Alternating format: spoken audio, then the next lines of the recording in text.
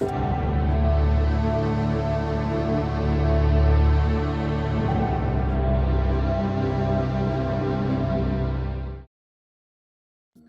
everyone, and welcome to the LEGO Rewind 2025 Year in Review. 2024 was one of the best years I can remember as a LEGO enjoyer. There was just so much, as you can see from the runtime, highlighted by a massive comprehensive campaign spanning several lines to make 2024 the year of LEGO space. 2025 had a similar campaign with a different focus. The year of budget cuts.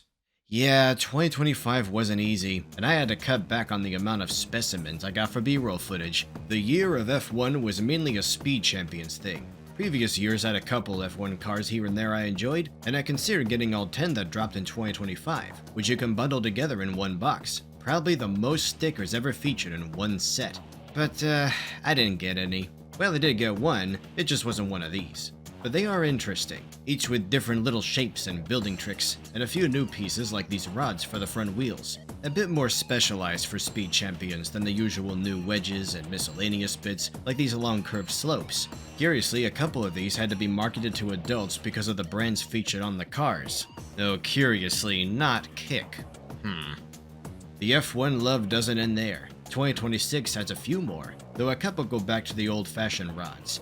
People are also uploading their own mocks in this style to Rebrickable, so you can get more teams with their unique colors. Some even have graphics to print on your own stickers to feel more authentic. City had a good amount of smaller, simpler F1s, a bit more in scale with minifigs. There were blind box minicars with mini drivers reminiscent of the Zalaxians, a sleek new helmet mold, and that's mostly it. Yeah, the year of F1 was a little underwhelming, but I'm kinda glad it didn't take over every theme for a year. There was a Mario Kart line, which is close enough. City also had these cute soapbox racers, including a skibbity toilet one, but F1s are some of my favorite cars, which might have begun with this one you get at the end of Simpsons Hit and Run, and it really is down to their iconic shape. They're like mini airplanes that don't fly, but do take design cues from planes. That wing on the front isn't there to look cool, although it does. It's there to pull the nose down for greater traction. Would have made nice B-roll, but I just realized I didn't want a bunch of these in my house. But I did get the Ninjago one. Yeah, that's totally what an F1 looks like in the merged realms. And I went back and got this classic for pretty cheap. I also tried to get this old beauty, but you know how it is. It's funny, before Dragons Rising, I barely collected Ninjago, especially once it started absorbing tropes that used to be their own lines with their own characters. Adventurers, castle, islanders, underwater. But once it shifted focus to just doing what it does best, I'm a die-in-the-wolf fan, and like 3/4 of my 2025 LEGO budget went to this. Each year since Dragons Rising started has had a little of everything, and been so stylistically consistent, it's like several sub-themes running alongside each other. It's a giant robot theme like Exoforce, but it's also a theme about dragons, it's a city theme in its own right, and it's a racing theme. Look at how nicely these cars go together, ranging across 4 years without clashing, yet they each do something different. This one has a pullback motor, this one has suspension, this one splits, this one literally does spin jutsu, this one transforms, kinda, and this one transforms into a robot.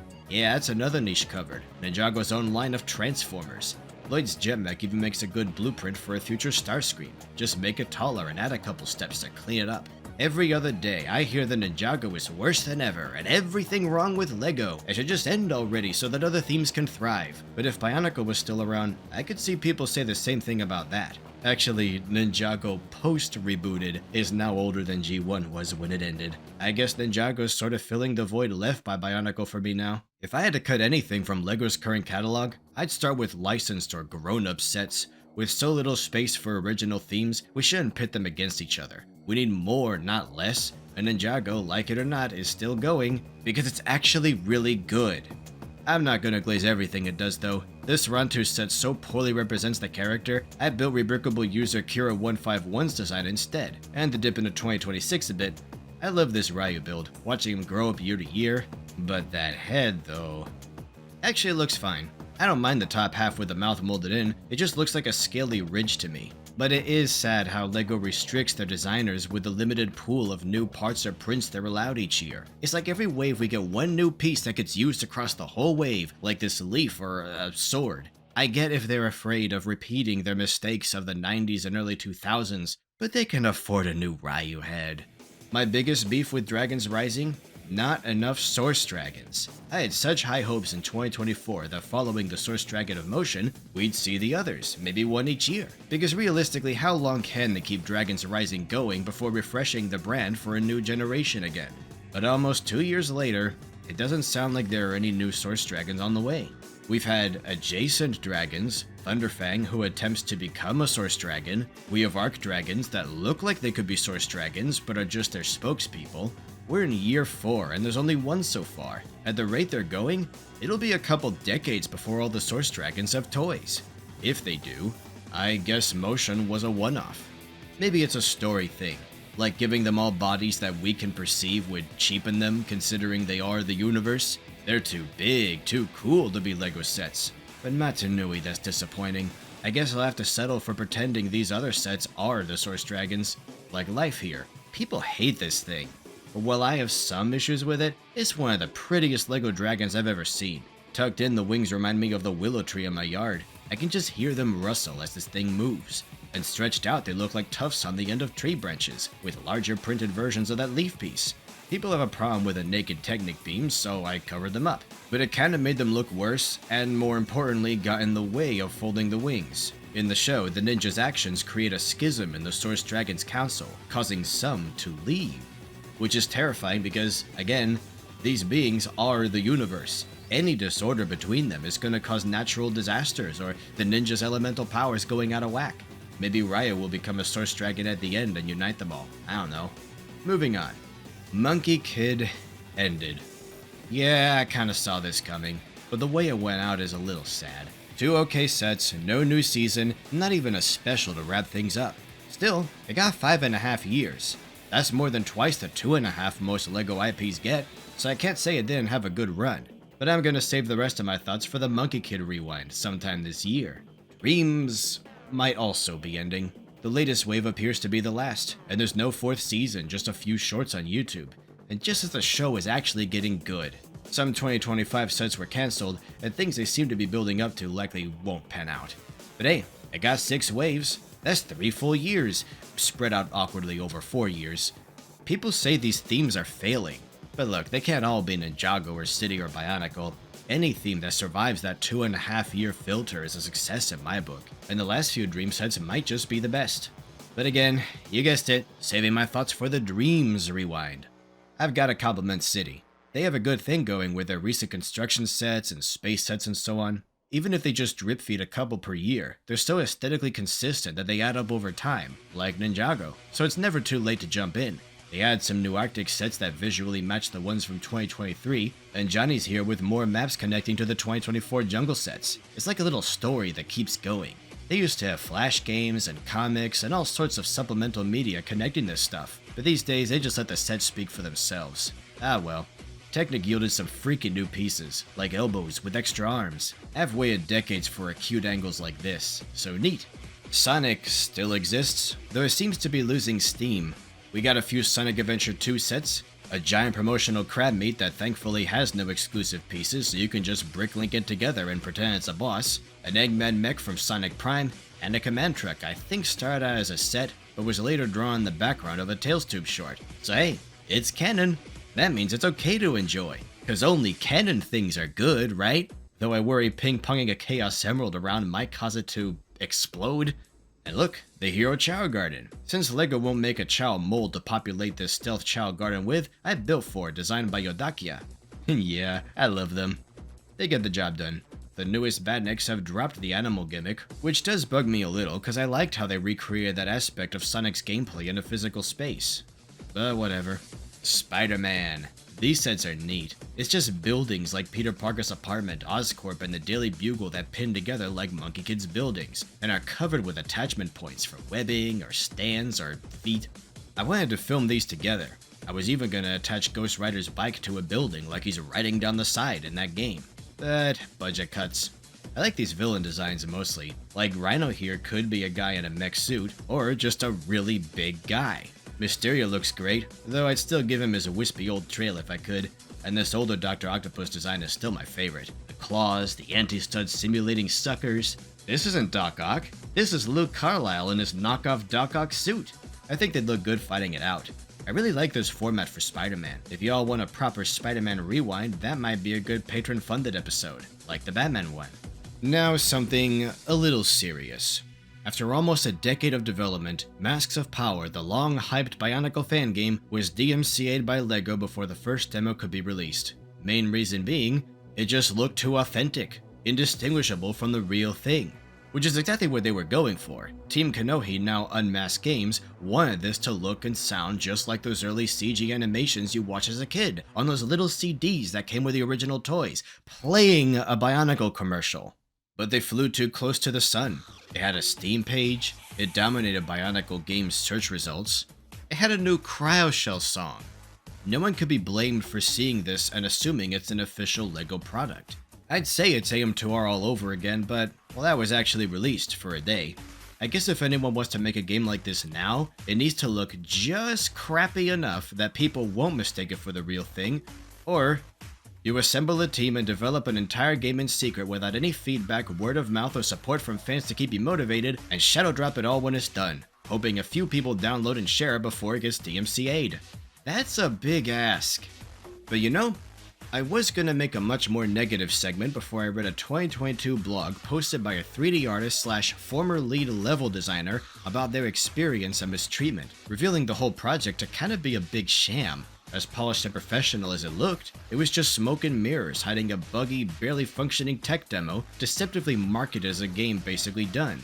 This desert doesn't exist. It's a mock-up. A lot of shady behind-the-scenes stuff, over-promising, people used and disrespected. If this was the culture of Team Kanohi, if this is how they did things, I can't be too upset that the project was canned. Still, not exactly happy. A few years ago, the future looked pretty bright. We got the GWP, the 90th anniversary build, Masks of Power seemingly going strong. There was stuff a Bionicle fan could look forward to. Unfortunately, being a Bionicle fan means looking back a lot, to the past, but nostalgia can only sustain one for so long, and fear of being DMCA'd by LEGO if we make our own fun too well is gonna demotivate people more. But hey, at least there's a minifig coming up. Guess Brickonicle is real now. Well, it happened. LEGO released a $1,000 set. Oh, I mean $999.99. This really wasn't hard to predict like it did in 2022. But now that it's here, I'm kinda disgusted by it, and the ever-growing glut of black box, several thousand-piece gigantic sets marketed to insecure adults who want to revisit their childhood while pretending they aren't playing with toys, and I'm tired of explaining to non-LEGO people what the price per piece ratio is, why LEGO's so expensive, but this set is fairly priced for what's in the box if you look at the piece count, why we're such a bunch of whiners. It's humiliating.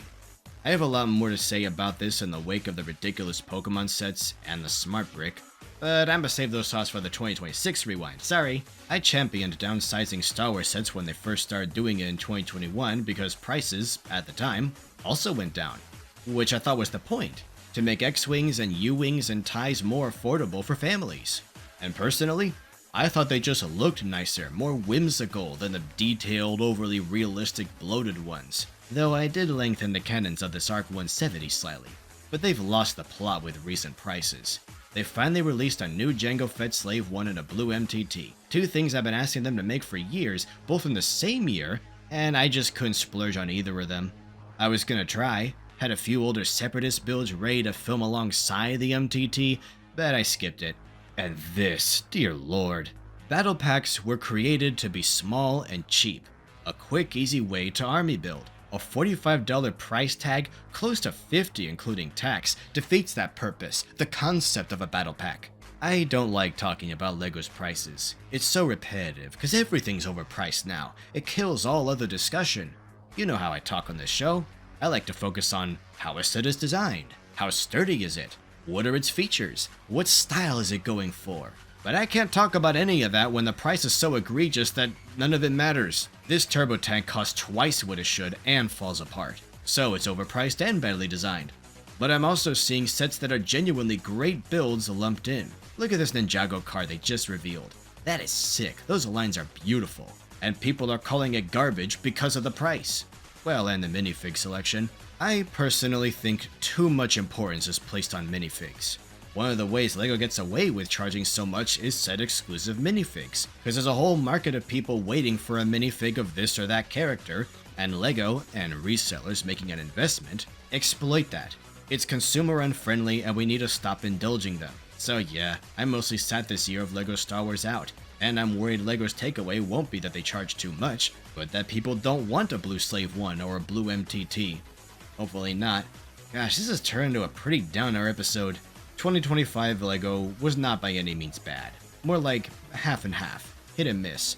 Still a lot of good, but a clear step down from 24. And getting real for a moment, I'm not doing great. YouTube revenues dropped so low I just don't get any some months. The channel's growth has completely stopped. And recently my Patreon revenue dropped to less than half. I've had to take on other projects to support this project that just end up taking more time away from it. The economy hurts right now, and you should take care of yourselves first. If you can spare something from my Patreon after that, just $2 even, I'd appreciate that. I don't really have any content for free members, which at the moment seems to be most of them. As for future content, I think I'm gonna burn through most, if not all, the remaining Nyx mods this year. Maybe a little into 2027. That'll just leave the usual 4 LEGO Rewinds a year and Planet Ripple vids that I really want to make more frequently. But I'm gonna have to come up with another series of videos in between. Maybe I'll finally finish up those infamous Spider-Man ideas I've been sitting on for years. See, I'm not really a LEGO guy. That's what you see on YouTube. But I'm mainly a Planet Ripple guy everywhere else. I just released Volume 11, and I'm only like halfway done with the series. I'm gonna be at least another decade. I want that to be the thing I'm known for, because it's the most important thing I'll ever make, at least to me. Far more important than this. And I'd be grateful if more of y'all could give it a chance. Volume 11 is the end of the Rodinian trilogy that started with 9, and if you include 7 and 8 as part of the same arc, it's more of a Season 2 finale, the first 6 books being Season 1. Both 6 and 11 are good jumping off points where if I wanted to wrap it up now and focus on YouTube or freelance full time, I could. But I think that would drive me insane. Planet Ripple is basically my therapy. So I'm 35 pages into the next book and setting up the next arc. If you want to see where my heart's really at, Patreon's a good place to find it. Anyway, here's hoping 2026 ends on a more hopeful note than 2025 did. That's it for today. Check out my books on Amazon and itch.io, and my Patreon page to get videos like this early, your name in the credits, behind the scenes content, a patron Discord server, signed copies of Planet Ripple, see new Planet Ripple pages before the books come out, and maybe even your own LEGO Rewind episode. See you next time. Toodles. The suspense is over. As technical partners of Ferrari, Shell are proud to reveal a unique Formula One model.